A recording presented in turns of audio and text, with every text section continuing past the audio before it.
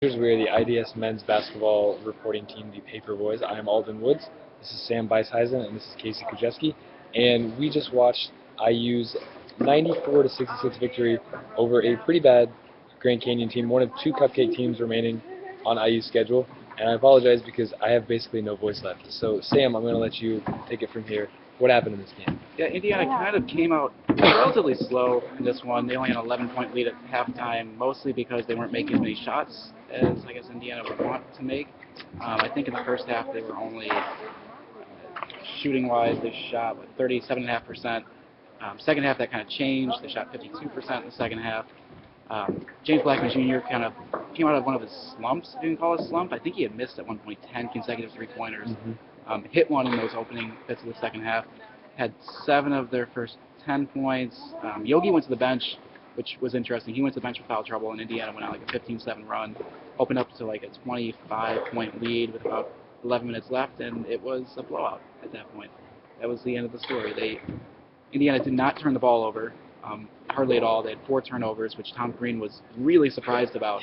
Somebody brought it up, and he was like, starting to ask the question about turnovers, and Tom goes, "Can you believe that?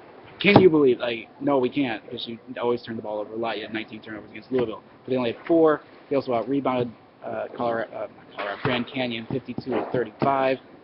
That's pretty dominant. Good day for Indiana, even having shot poorly in the first half. Yeah, the 4 turnovers were the least in the Tom Crean era by any IU team. Tom Crean said himself that it's probably the least that he's ever coached, being at Marquette as well. And we really saw this IU team. They took a lot of three-pointers, but they also scored most of their points inside the paint. They really, the ball moved. The ball didn't stay in one place. The ball didn't swing around the perimeter. It went in and out. They played that inside-out basketball. Casey? Yeah, Tom Crean was really big on the statistic that 37 of the 43 possessions in the second half, the ball went inside into the paint at one point. And you could tell the difference in the offense in the first half than the second.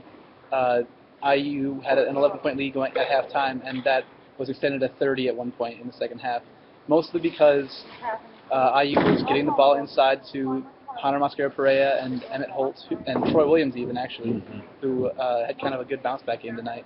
But they were getting it inside to them, and they were converting, and as well kicking out to their good shooters who everybody knows about from the outside.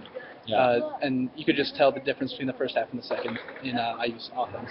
Yeah, I was really impressed. I think that's the best game I've ever seen Troy Williams play.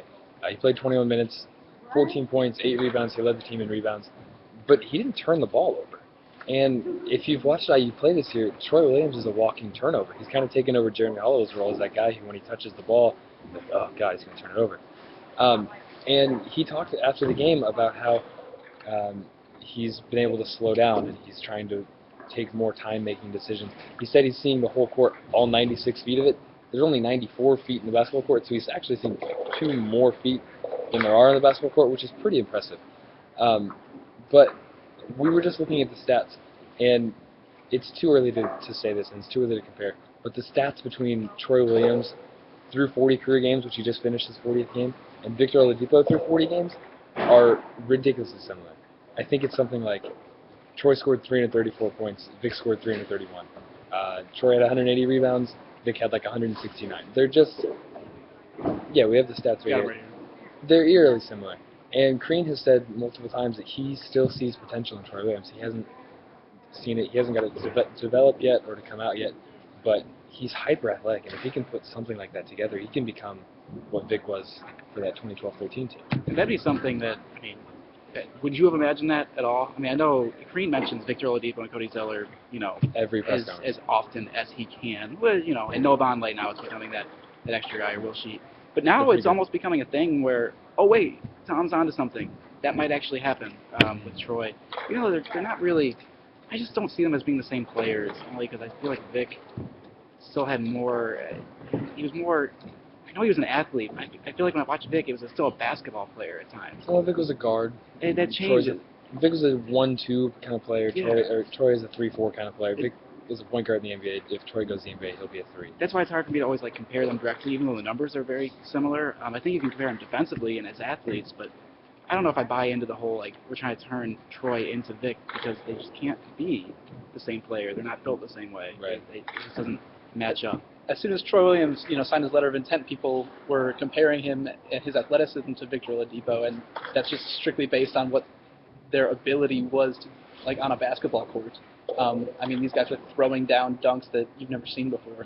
But so could that have just been, hey, he's the guy we have on the team right now, and it was like an easy comparison? Right. I'm not saying that he's going to turn into Victor Oladipo, but I'm saying that it's an athletic player who might not play as smart or as consistently as Coach Crean would like, but if he can take that next step, he can become a really dynamic player. And that's just the question right now: is will he take that next step and become? I mean, I don't want to say the number 2 draft pick, but like Victor Oladipo. But no one was expecting that out of him either. Yeah, so it's too early to tell with all of that. It's also too early to tell if this team is any good. I don't think we really know. We've seen them beat Pittsburgh. We've seen them beat SMU. We saw them lay an egg against Louisville. We saw them get beat at home by Eastern Washington. So we'll find out in the next couple of weeks. IU's next game will be next Saturday. Saturday where they play Butler at Bankers Life Fieldhouse in the Crossroads Classic. Then they have one more cupcake game against New Orleans, who we just looked at the schedule. I just looked at the schedule, and they play, I think, high school. So I'm not really positive. And then Georgetown at Madison Square Garden, and then they're into the Big Ten season. So we'll find out pretty quick whether this team is going to be any good or not. It's moved so quick, isn't So it? fast. Man, It's the Big Ten December. season's already going to be here, Yeah. like soon. That's weird. I have finals next week. I have finals I- in 2 days. I haven't I- studied. We're going to go I don't study have any after finals this. next week. I'm pretty lucky. All right, we don't like Casey anymore. Yeah, nobody likes you. Nobody Fine. likes Casey. All right, so for Casey Kujewski and Sam Beiseisen, I'm Alden Woods. Our stuff is up on idsnews.com right now. Read it in the paper on Monday. We will be taking a break for a couple weeks from our print product, but we will be with you on Twitter, here, idsnews.com, all throughout the break, and then we will see you on Saturday against Butler.